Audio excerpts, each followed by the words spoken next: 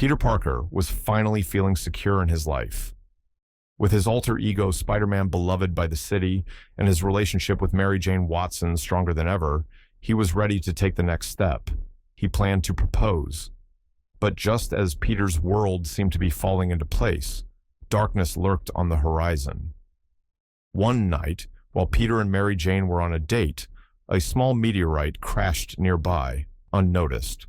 From it, an alien symbiote slithered out, silently latching onto Peter's moped. Meanwhile, across town, an escaped convict named Flint Marko was on the run.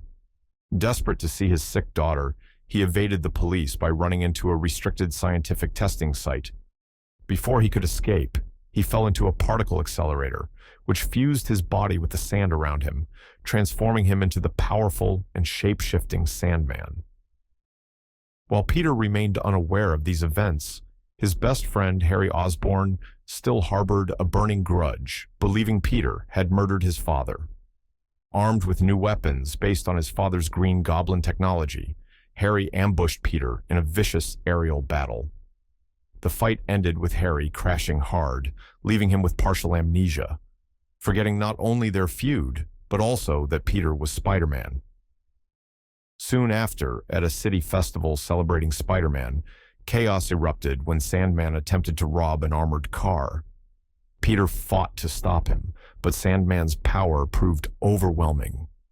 Later, Peter learned something that shook him to his core. Flint Marko was the true killer of Uncle Ben. Enraged, Peter swore vengeance.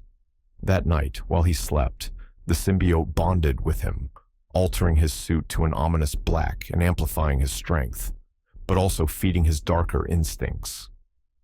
Embracing his newfound power, Peter hunted Marko, tracking him into an underground subway tunnel.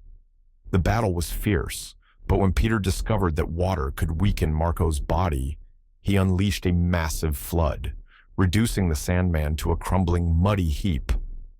Believing he had finally avenged Uncle Ben, Peter felt exhilarated, but something inside him had changed. As Peter embraced his darker side, it drove a wedge between him and Mary Jane. Her Broadway career was struggling, and she found comfort in Harry's company. Meanwhile, Harry, manipulated by the ghostly hallucination of his father, recovered his memories and forced Mary Jane to break up with Peter.